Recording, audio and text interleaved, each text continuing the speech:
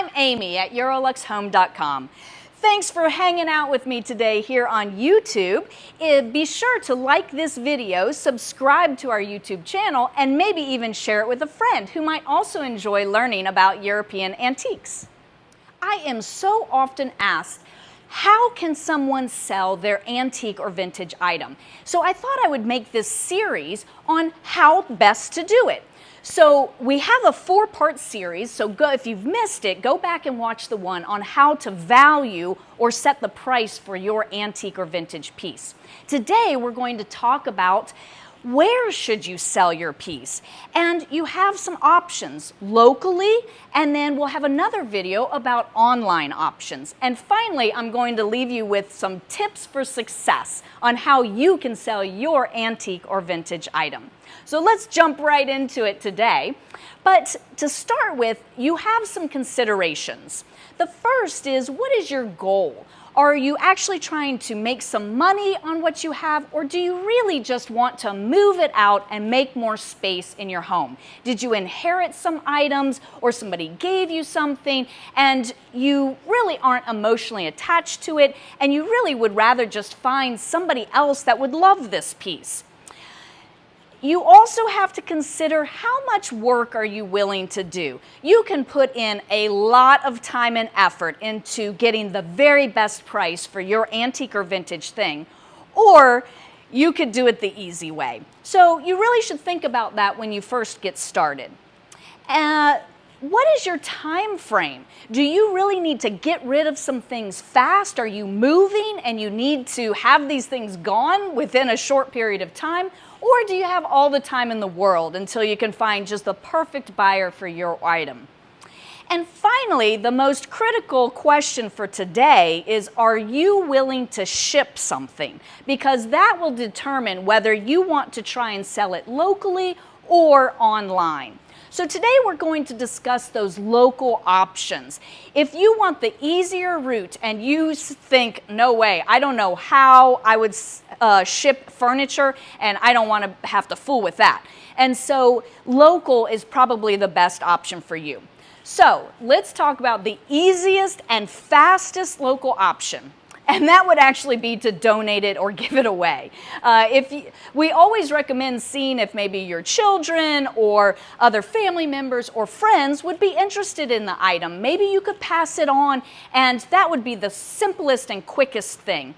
You could also donate it to the charity of your choice. Here at EuroLux, we like to, sometimes when we have something, donate it to a pet-oriented or a homeless animal organization. That's just close and near dear to our heart.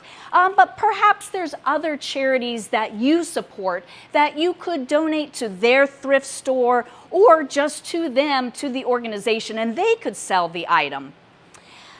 There's also websites where you can list something for free, just trying to find somebody else so that it doesn't end up in the landfill. So often, so many things end up in the landfill. So if you could list it on a website like FreeCycle or trashnothing.com, there are people that search those websites, and somebody might be just delighted to find your piece. That maybe doesn't have much value to you, but somebody else would greatly enjoy it.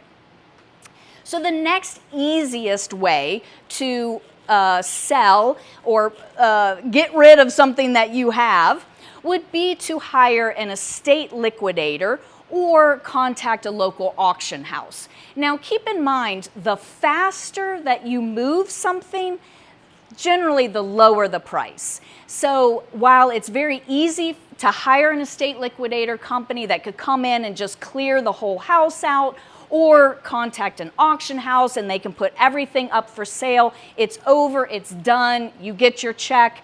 But just keep in mind, generally, the prices will be lower that way. Just depends, again, going back to those considerations you thought of at the start. The next place that you could look locally would be antique dealers or interior designers. So there's two different ways that you could possibly work with antique dealers or interior designers. They could just buy it directly from you, Or they might consider taking it on consignment.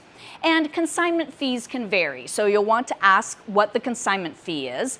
But do keep in mind that you've gone through the effort, you've figured out what you want to price your piece, what you think the value is, but then there's wholesale value.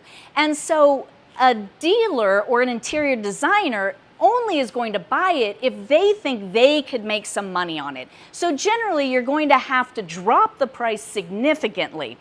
Now, you might think, well, that's not fair, it's worth more.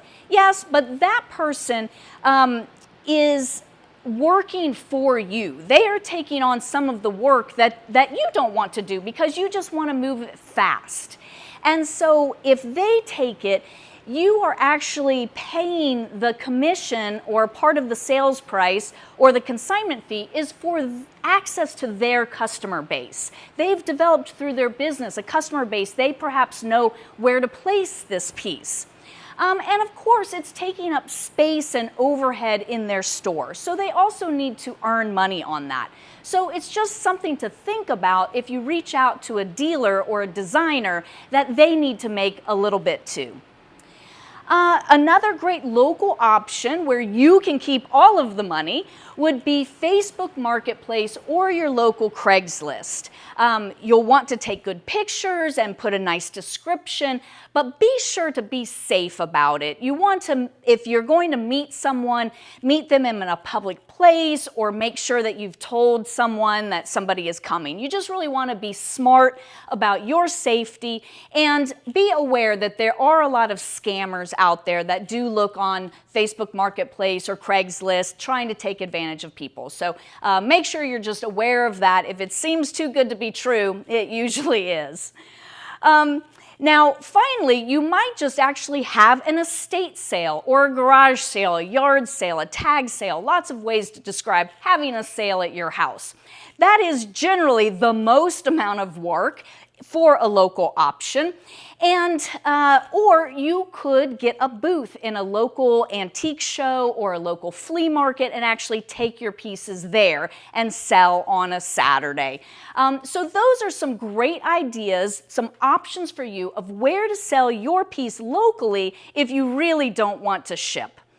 So be sure to come back next week because we'll continue this series of how best to sell your antique or vintage piece on online places.